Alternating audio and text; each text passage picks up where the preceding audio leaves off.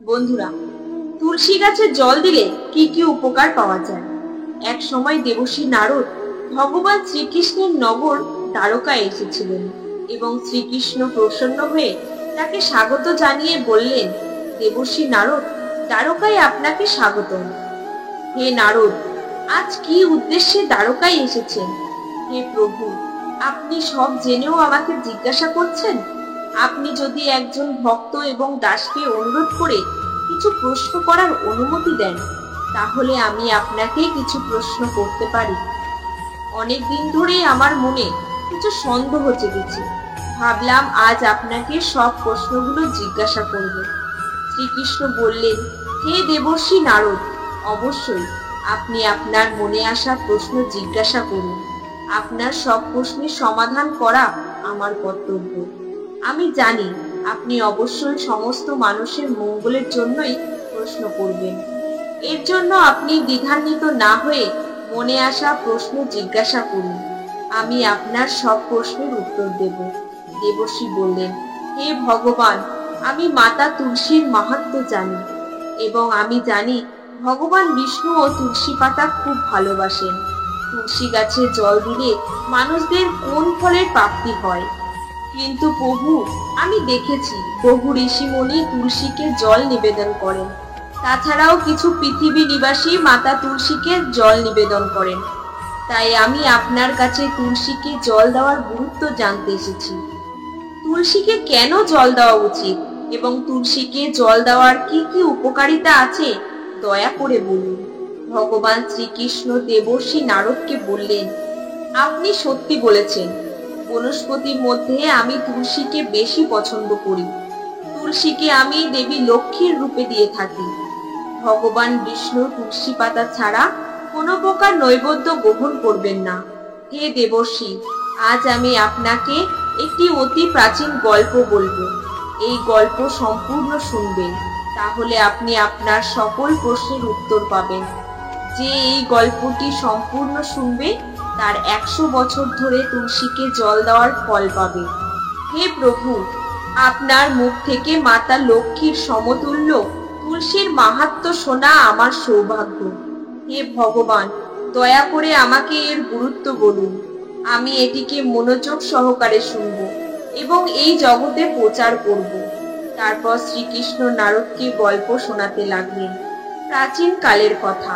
হিমালয় পর্বতের পাদদেশে একটি গ্রামে ধর্মদত্ত নামক একজন বিদ্বান থাকতেন।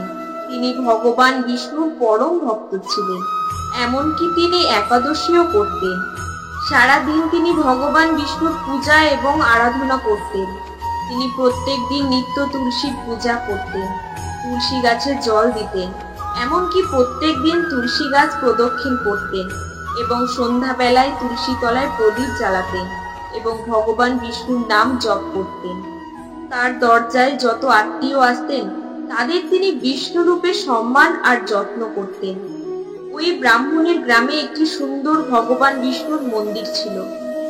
একদিন খুব সকালে ঘুম থেকে উঠে ওই ব্রাহ্মণ স্নান সেরে ওই মন্দিরের উদ্দেশ্যে রওনা দেয়। তার কাছে ভগবানের পুজোর সমস্ত সামগ্রী ছিল, সাথে তুলসী জলও ছিল। মন্দিরে যাওয়ার জন্য সে একটি জঙ্গলের মধ্যে দিয়ে যেতে যেতে কিছুক্ষণ হাঁটার পর একটা রাক্ষসী দেখতে পান, আর ওই রাক্ষসী তার দিকে আসতে থাকে। ওই রাক্ষসীর গলার আওয়াজ এতটাই ভয়ঙ্কর ছিল যেটা শুনে যে কেউ ভয়ে থরথর করে কাঁপতে শুরু করবে। রাক্ষসীর দাঁত লম্বা এবং বেঁকাটেরা ছিল, জিভ ছিল লালসায় পরিপূর্ণ, লাল চোখ, নগ্ন শরীর এবং বড় বড় নখ, মাথায় বড় বড় শিং, যা দেখলে যে কোনো সাধারণ মানুষ ভয় পেয়ে যাবে। হিংস্র রাক্ষসী ব্রাহ্মণকে দেখে তার কাছে আসতে শুরু করে এবং রাক্ষসী ভাবতে থাকে, আজ খুব তাজা মাংস পেয়েছি। রাক্ষসীকে এগিয়ে আসতে দেখে ব্রাহ্মণ নিজেকে রক্ষা করার জন্য ঝোপের আড়ালে লুকিয়ে পড়ে। কিন্তু রাক্ষসী তার কাছে এসে বলতে থাকে, হে মানব, তুমি আমার কাছ থেকে বাঁচতে পারবে না, তোমার মৃত্যু নিশ্চিত। আজ ভগবান তোমাকে আমার আহারের জন্য পাঠিয়েছেন, তাই তুমি আর নিজেকে বাঁচানোর বৃথা চেষ্টা করো না। এই বনে কেউ তোমাকে বাঁচাতে পারবে না। আমি জানি যে তুমি ঝোপের আড়ালে লুকিয়ে আছো। আমি তোমার শরীর কষ্ট দেখতে পাচ্ছি। তুমি তাড়াতাড়ি আমার সামনে এসো। রাক্ষসীর এমন কথা শুনে ব্রাহ্মণ ঘামতে থাকে এবং ভয় পেতে থাকে। তার শরীরের প্রতিটি অঙ্গ কাঁপতে থাকে। তখন ব্রাহ্মণ ভগবান বিষ্ণুকে স্মরণ করতে থাকে এবং ভাবতে থাকে, আমি তো ভগবান বিষ্ণুর পরম ভক্ত। আমি কেন রাক্ষসীকে দেখে ভয় পাব? ভগবানের যখন এটাই ইচ্ছে, তখন আমি রাক্ষসীর সামনে দাঁড়িয়ে পড়ি। তারপর ব্রাহ্মণ সাহস করে বাইরে বেরিয়ে আসে এবং সাহস করে তার কাছে থাকা তুলসীর জল ওই রাক্ষসীর গায়ে দিয়ে দেয়। সাথে সাথেই সেই রাক্ষসীর শরীর ও অঙ্গ প্রত্যঙ্গ জ্বলে ওঠে এবং তুলসীর জলের প্রভাবে রাক্ষসীর উগ্র স্বভাব হঠাৎ শান্ত হয়ে গেল। সে তার পূর্বজন্মে কি পাপ করেছে এবং নরকে তাকে কি কি শাস্তি পেতে হয়েছিল, হঠাৎ তার সব মনে পড়ে যায়। সে ব্রাহ্মণের দিকে তাকিয়ে বলল, তুমি কে? আমার ওপর তুমি কি ঢেলে দিয়েছ যা আমার বিবেককে শুদ্ধ করেছে? আমার প্রতিহিংসা পরায়ণ প্রবৃত্তি নষ্ট হয়ে গেছে। আমি তোমাকে খাদ্য ভেবে খেতে এসেছি, কিন্তু এখন আমার ক্ষুধাও মিটে গেছে এবং আমার আগের জন্মের সব কথা মনে পড়তে শুরু করেছে। আমি কেন রাক্ষসীর দেহ পেলাম? পূর্বজন্মের পাপের কারণেই আমি এই অবস্থায় পৌঁছেছি। তাই হে ব্রাহ্মণ ভগবান, আমাকে ক্ষমা করুন এবং আমাকে দয়া করে বলুন। ব্রাহ্মণ বলে যে, হে রাক্ষসী, আমি ভগবান বিষ্ণুর পরম ভক্ত ধর্মদত্ত এবং আমি তোমার উপর তুলসী পাতা মিশ্রিত জল ঢেলে দিয়েছি, যা তোমার অশুভ স্বভাবের বিনাশ করেছে। তুমি কেন এই রূপে ঘুরে বেড়াচ্ছ? কোন পাপের কারণে তোমার এমন দুর্দশা? যদি তোমার মুক্তির কোনো সমাধান থাকে, তবে আমি অবশ্যই করব। তখন রাক্ষসী বলতে লাগলেন, হে ব্রাহ্মণ ভগবান, আমি তোমাকে আমার পূর্বজন্মের কাহিনী শোনাবো। আমার পূর্বজন্মে স্বরাষ্ট্র নামক এক নগরে ভিক্ষু নামে এক ব্রাহ্মণ ছিল। সে অত্যন্ত গুণবান, পূর্ণবান এবং ধর্মের পালন করতেন। আমি তার স্ত্রী ছিলাম এবং আমার নাম ছিল কল্পনা। আমি সবসময় আমার স্বামীর সাথে ঝগড়া করতাম। আমি সর্বদা আমার স্বামীর আদেশ অমান্য করতাম, কখনো তার কথা শুনতাম না, সর্বদা নিজের কাজ করতাম। আমি শিল্প করতে বিশেষভাবে পছন্দ করতাম। আমি সবসময় ভালো মন্দ খেতাম আর আমার স্বামীকে বাসি খেতে দিতাম। সবসময় আমার স্বামীর সাথে অশান্তি করতাম, স্বামীর কথা কখনোই শুনতাম না। আমার আচার আচরণে অখুশি হয়ে আমার স্বামী অন্য নারীকে বিয়ে করলেন। তখন আমি ক্ষুব্ধ হয়ে বিষ পান করি আর আমার মৃত্যু হয়। তারপর যমরাজের দাস আমাকে নিতে আসলেন এবং আমাকে যমরাজের দূতেরা যমরাজের সামনে দাঁড় করিয়ে দিলেন। যমরাজকে দেখে আমি অত্যন্ত ভয় পেয়ে যাই। যমরাজ চিত্রগুপ্তকে বললেন, এই মহিলা তার জীবনে কি কর্ম করেছেন, তার বেশি পাপ আছে কিনা বা সদ্গুণ। তখন চিত্রগুপ্ত আমার কৃতকর্মের কথা ধর্মরাজকে বললেন। হে ধর্মরাজ, তিনি জীবনে কোনো পূর্ণ কাজ করেননি, তাই এটাই তার উপযুক্ত শাস্তি হবে। তাকে এমন একটি বাঁদরের জন্ম দিন। তিনি নিজে ভালো মন্দ খেতেন এবং স্বামীকে বাসি খাবার খাওয়াতেন। সে সবসময় তার স্বামীকে ঘৃণা করতেন এবং সবসময় ঝগড়া করতেন। তাই তাকে শকুনের জন্ম দেওয়া উচিত, যেখানে সে মল খেয়ে জীবন কাটাবে। হে ধর্মরাজ, হে ধর্মরাজ, এই পাপী মহিলা যে পাত্রটিতে ভোজন বানাতেন, সেই পাত্রেই ভোজন করতেন। এই কারণে তাকে বিড়ালের গর্ভে রাখা উচিত, যাতে সে নিজের সন্তানদের নিজেই ভক্ষণ করেন। স্বামীকে দোষী করে ওই নারী আত্মহত্যা করেছে। অত্যন্ত নিন্দনীয় কারণের জন্য সে ভূত হয়ে কিছুকাল পৃথিবীতে বাস করবে। তাকে এই দুঃসহ মরু অঞ্চলে পাঠানো উচিত, যেখানে সে বহু বছর ধরে ভূতের শরীর ধারণ করে থাকবে। চন্দ্রগুপ্ত এইভাবে আমার কৃতকর্মের বর্ণনা দিয়ে আমাকে অনেক দিন ধরে নরকে দণ্ড দিয়েছিলেন এবং বহু প্রাণীর জন্ম দিয়েছিলেন। আমি এখন এই জীবনে ভূত হয়ে ঘুরে বেড়াই। এই শরীরে অনেক নিরীহ মানুষ খেয়েছি।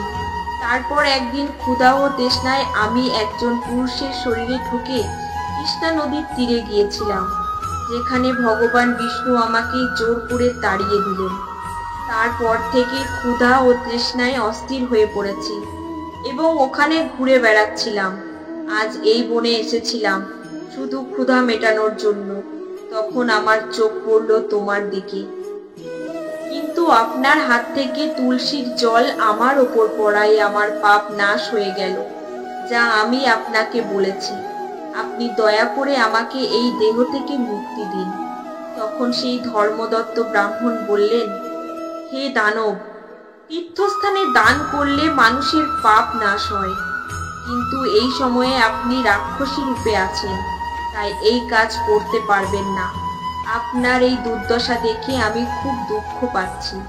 তোমাকে এই রূপ থেকে না বার করে আমার মন শান্তি পাবে না। আমি ভগবান বিষ্ণুর ভক্ত।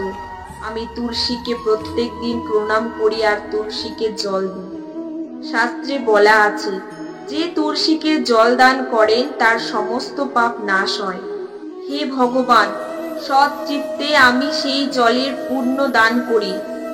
আমি তুলসীকে এই রাক্ষসীকে নিবেদন করেছি, যত তাড়াতাড়ি সম্ভব তাকে মুক্ত করুন। তাই এই পূর্ণ গ্রহণ করলে আপনি সর্বোত্তম পথ লাভ করবেন। আমি ভগবান বিষ্ণুর চরণে প্রার্থনা করি। এই বলে ধর্মদত্ত ভগবান বিষ্ণুকে স্মরণ করে রাক্ষসীর শরীরে তুলসী মিশ্রিত জল ঢেলে দিলেন। যেই তুলসী মিশ্রিত জল ওই রাক্ষসীর শরীরে পড়ল এবং দেবীর মতো দীপ্তিমান হতে লাগলো, মনে হয় যেন স্বর্গের অপ্সরা। তখন মহিলাটি ধর্মদত্তকে প্রণাম করে বললেন, মহাশয়, আপনার কৃপায় আমি এর থেকে মুক্তি পেয়েছি। আমি পাপ সাগরে ডুবে যাচ্ছিলাম। তখন একটি দিব্য বিমান আকাশ থেকে নেমে এলো। সমতলে দিব্য বিমান দেখে তিনি সেই ব্রাহ্মণকে নমস্কার করলেন। তখন ভগবান বিষ্ণুর দাস বললেন, হে ব্রাহ্মণ, আপনি সর্বদা ভগবান বিষ্ণুর পূজায় মগ্ন থাকতেন এবং অতিথিদের স্বাগত জানাতেন।